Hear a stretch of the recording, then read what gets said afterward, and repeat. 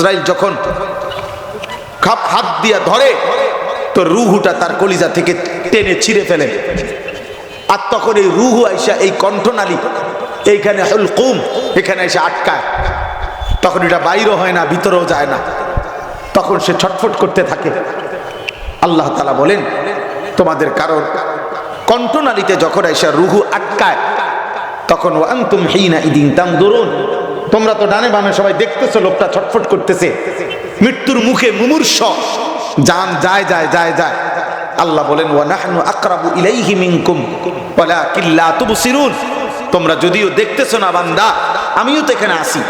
ওয়া নাহনু আকরাবু ইলাইহি, আমি এখানেই আছি, তোমরাও আছো, আর তোমাদেরই লোক এটা। আল্লাহ বলেন অতএব তোমরা যদি ভেবে থাকো কবর হবে না, আখিরাত হবে না, বিচার হবে না, পরকালের কিছু নাই, তো আল্লাহ বলেন ঠিক আছে, তারজিউনাহা ইন কুনতুম সাদিকিন, তাহলে এই নাফরমান তোর আব্বা তোরই চাচা আমি আল্লাহ আছি আমার সামনে, তোরা যারা আছো চারদিকে তোরা তোদের এই রুহু আপনজনের ফিরাইয়া দে। আমি বললাম আমি নিয়ে যাব, এখন তোরা রাইখা দে, দে রাখ, তোর বাপেরে তুই রাখ, আমি আল্লাহ নেব এখন, দেখি তোর দাদারে তুই রাখ। সম্ভব?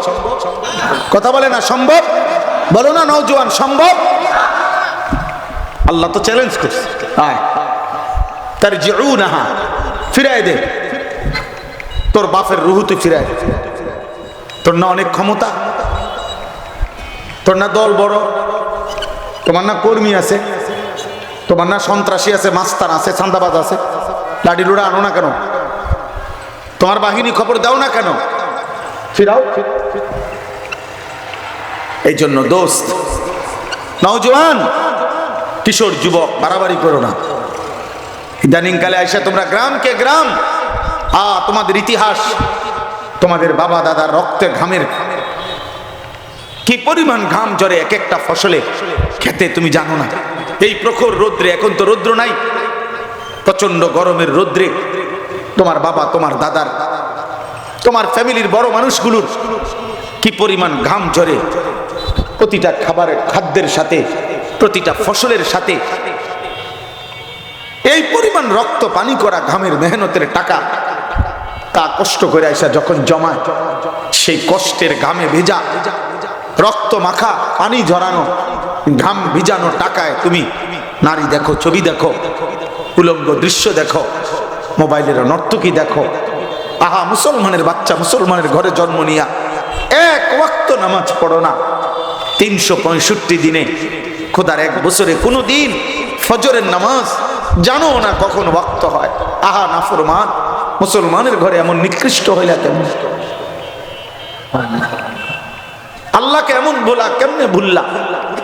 বলেন বাবা, এই বাপ, আপনাদের যেই সমস্ত ছেলে মেয়ে নামাজ পড়ে না, এক ওয়াক্ত ফজরের নামাজ পড়ে না, বিবি বাচ্চা যারা একদিনও এই নাফরমানকে নিয়ে সংসার করেন কেমনে? তার জন্য রোজগার করেন কেন মিয়া? যার কপালে সেজদা নাই ও তো মানুষের বাচ্চা না, ও তো ইনসান না, ও তো আনআম, ও তো চতুষ্পদ জন্তু, জানোয়ার। রবের গোলামি যে করে না, আল্লাহর গোলামি যে করে না, ও মানুষ কিসের আবার? ও তো জানোয়ার, ও তো আনআম। যদি বলেন জানোয়ার রাগ করবে, তাহলে জানোয়ারের চাইতে নিকৃষ্ট। বাল হুম আদাল, মানুষ এবং জানোয়ারের মাঝখানে কোনো প্রাণী নাই। লোকটা মানুষও না, গরুও না, তো কিতা? তো মাঝখান দিয়ে আরেকটা কি বুঝেন নাই? মানুষ এবং ছাগলের মাঝখানে আর কোনো প্রাণী আছে? হয় সে মানুষ, আর নয়তো সে চতুষ্পদ জানোয়ার। এবার যদি বলেন না এটা না, তাইলে আরো নিচে। এই জন্য আল্লাহ বলছে বাল হুম আদাল, সে জানোয়ারের চাইতে নিচে, জানোয়ারের চাইতে নিকৃষ্ট। মৌলানা সাহেব, ওই যে হুজুর সাহেবরে দেখেন, হুজুর পুরা পাঞ্জাবিওয়ালা হুজুর, হুজুর ভিডিও করতেছে, হ্যাঁ হ্যাঁ মৌলানা সাহেব, আমি ছেড়ে দই না মানুষটা, আর বড় বেজাল লোক। আমি নতুন পুরাতন বুঝি না, এখানে নতুন আসছি ওখানে পুরান আইছি, ওই নতুন পুরান এত কিছু আমার দরকার নেই। আমি একবারে আসছি মনে করেন, আর যদি কোনোদিন আসতে না পারি আইলাম না। কেউই আমি জানি না আমরা আগামীর গন্তব্য আমাদের কার কখন কোথায়, কেউ জানি আমরা? খালাস, আজ আসছি আজই বললাম, বাকি কথা আগামী বছর কম কিতাম, আগামী বছর কইতাম, আজ গিয়ে শেষ কথা। বাকি তা আগামী বছর কি দরকার? আগামী বছর যদি না আসি এরকম হাওলাত কি লেগে দিতাম। এখনই বললাম আল্লাহর দিকে ফিরেন, আখিরাত ভুলবেন না আব্বা। আজ চারিদিকে আপনাদেরকে দুশ্মন, আপনাদের 8টা জেলা রংপুর বিভাগের আপনাদেরকে দুশ্মন বেষ্টনী দিয়া রাখছে, আপনাদেরকে দুশ্মন আটকায় ফেলছে চারদিকে। আশ্চর্য, আপনারা এই পরিমাণ বিপুল মুসলমান আছেন, এত বেশি পরিমাণ আপনারা কিশোর যুবক আছেন। এই মুসলমানের বাচ্চা নওজোয়ান, তোর কলিজায় যদি ঈমান থাকে তো কাদিয়ানি বেঈমান এই জমিনে কেমনে মুসলমানকে বেঈমান বানায় কেমনে? যদি তোর কলিজায় ঈমান থাকে মুসলমান, তো খ্রিস্টান বেঈমান মুসলমানের সন্তানকে খ্রিস্টান বানাবে কেন? আমার রক্তে ঈমান নাই? আমরা কাপুরুষ, আমাদের কোনো ইতিহাস নাই। 1450 বছরে এই পৃথিবীতে মুসলমানের সাথে চূড়ান্ত লড়াইয়ে আজ পর্যন্ত পৃথিবীর কোথাও মুসলমান চিরতরে নিশ্চিহ্ন হয়ে গেছে। মুসলমানের আর নাম নাই, ছিটা ফুটাও নাই, মুসলমানের একটা লোকের অস্তিত্ব নাই।